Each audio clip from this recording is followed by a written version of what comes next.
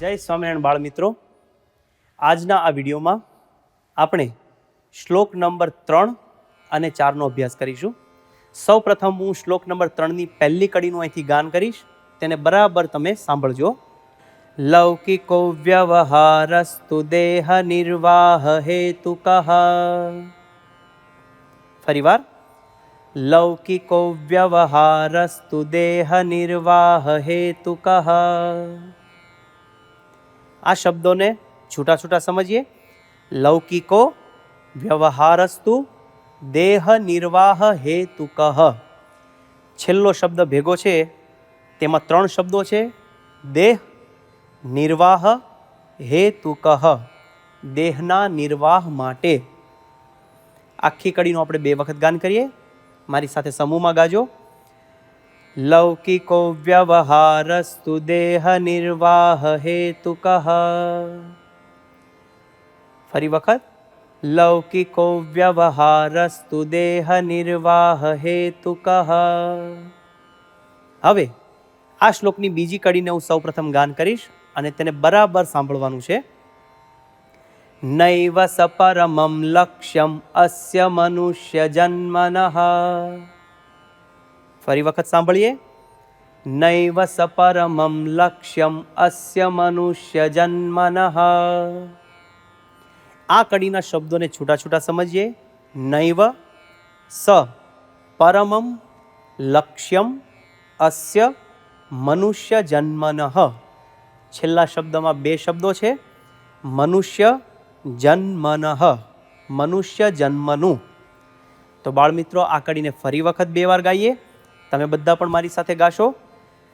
નૈવ સપરમં લક્ષ્યમ અસ્ય મનુષ્ય જન્મનઃ. ફરીવાર. નૈવ સપરમં લક્ષ્યમ અસ્ય મનુષ્ય જન્મનઃ.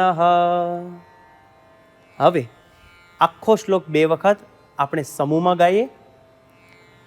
લૌકિકો વ્યવહારસ્તુ દેહ નિર્વાહ હેતુકઃ. નૈવ સપરમં લક્ષ્યમ અસ્ય મનુષ્ય જન્મનઃ.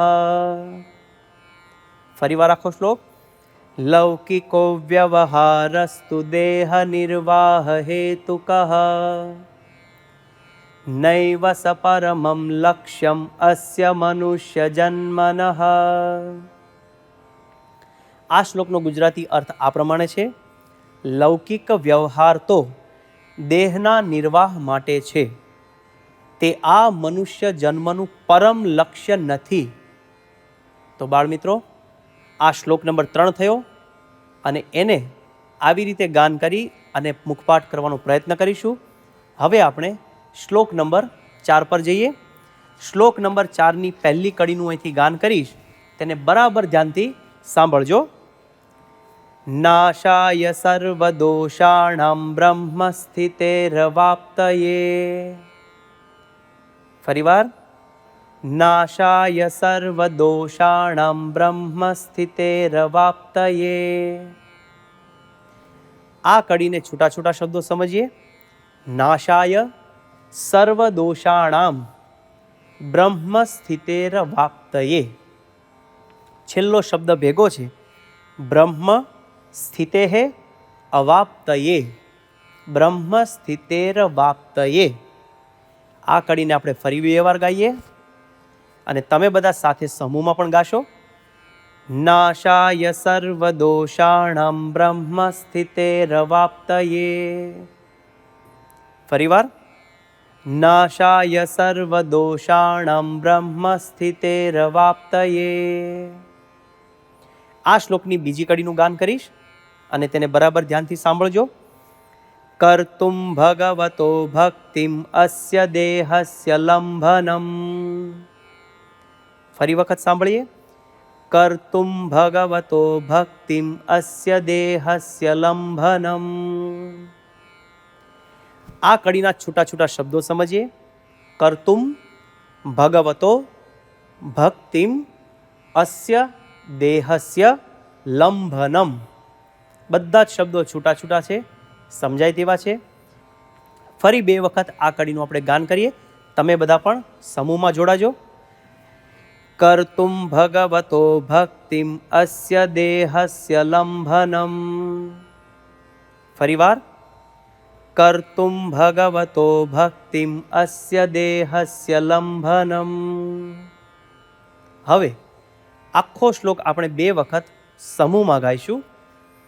નાશાય સર્વદોષાણં બ્રહ્મ સ્થિતેરવાપ્તયે કર્તુમ ભગવતો ભક્તિમ અસ્ય દેહસ્ય લંભનમ. ફરી વખત, નાશાય સર્વદોષાણં બ્રહ્મ સ્થિતેરવાપ્તયે કર્તુમ ભગવતો ભક્તિમ અસ્ય દેહસ્ય લંભનમ. આ શ્લોકનો ગુજરાતી અર્થ આ પ્રમાણે છે: સર્વ દોષોને ટાળવા, બ્રહ્મ સ્થિતિને પામવા અને ભગવાનની ભક્તિ કરવા આ દેહ મળ્યો છે. તો બાળમિત્રો, આવી રીતે શ્લોક નંબર 3 અને 4નું ગાન કરી મુખપાઠ કરીએ. આવતા ક્લાસમાં ફરીવાર મળીએ. સૌને જય સ્વામિનારાયણ.